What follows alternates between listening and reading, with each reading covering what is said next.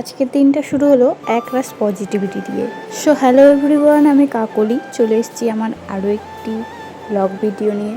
তোমরা সকলে কেমন আছো? আমি তো খুব ভালোই আছি।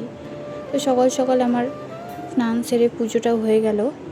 ডুগ্গুনা প্রত্যেক দিন ঘুম থেকে ওঠে ওই সকাল 8:30-9টার দিকে। ওই ওঠার আগেই আমি চেষ্টা করি সমস্ত কাজ সেরে পুজোটা করে নেওয়ার, তাহলে আর কাজের চাপটা বেশি মনে হয় না। না হলে এখন যা গরম পড়েছে, আমি যদি যাই ছাদে কাপড় ধুতে, ওও আমার সাথে সাথে দৌড়ায়। তার জন্যই ও ওঠার আগেই সব কিছু করে নেওয়ার চেষ্টা করি। আমার বাড়ির পুজো তো দেখলে হয়েই গেছে। আর আজকে গেছিলাম পাশে এক মামার বাড়িতে।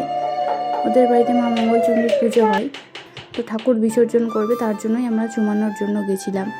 আর ওখান থেকেই এসে একটু সিঁদুর খেলে এসেছিলাম আর প্রসাদটা নিয়ে বাড়ি চলে এসেছিলাম। বাড়িতে এসে দেখি ছেলে ঘুম থেকে উঠে গেছে আর ওর পাপা ওকে ব্রাশ করিয়ে দিয়েছে আর ও হোমওয়ার্ক করছিল। তখন ওকে গুলিয়ে দিয়েছিলাম কমপ্লেন আর বিস্কুট।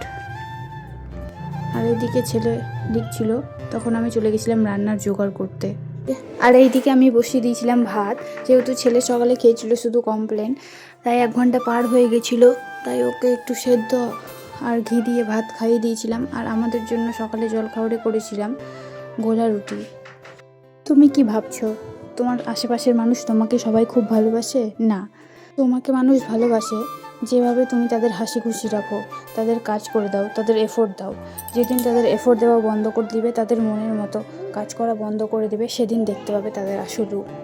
শুনতে খারাপ লাগলেও এটাই সত্যি, জানো তো। আজ দুপুরের খাবারে করেছিলাম ঢেঁড়স ভাজা, ফুলকপি আলু দিয়ে মাছের ঝোল। যা গরম পড়ছে, এই গরমে হালকা পাতলা খাওয়াই ভালো। অনেক মেয়ের মুখেই শুনেছি মেয়েদের জীবন নাকি মেনে নিতে আর মানিয়ে চলতে চলতেই শেষ হয়ে যায়, কিন্তু আমার ক্ষেত্রে উল্টোটা। আমার বর আমাকে সব কিছুতেই সাপোর্ট করে। আমার যদি ইচ্ছা হয় আমি রাত 2টোতে বিরিয়ানি রান্না করেও খেতে পারি, আবার ইচ্ছে হলে বাইরে বন্ধু বান্ধবীদের সাথে ঘুরতেও যেতে পারি। এই বিয়ের পরও আমি স্বাধীনভাবে বাঁচতে পারি। স্বাধীনভাবে বাঁচার অধিকার দিয়েছে বলে তার মানে এই না যে আমি লিমিট ক্রস করে যখন যা খুশি তাই করব। এদিকে তোমাদের সাথে কথা বলতে বলতে আমার মাছের ঝোলটা হয়ে গেল। আর বিকেলে জানো তো খেয়ে নিয়ে ঘুমিয়ে পড়েছিলাম। আর ঘুম থেকে উঠে ছেলেকে বসিয়েছিলাম পড়তে, করাচ্ছিলাম ওর হোমওয়ার্ক।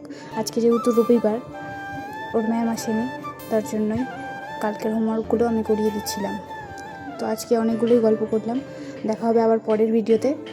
টাটা সবাইকে, বাই।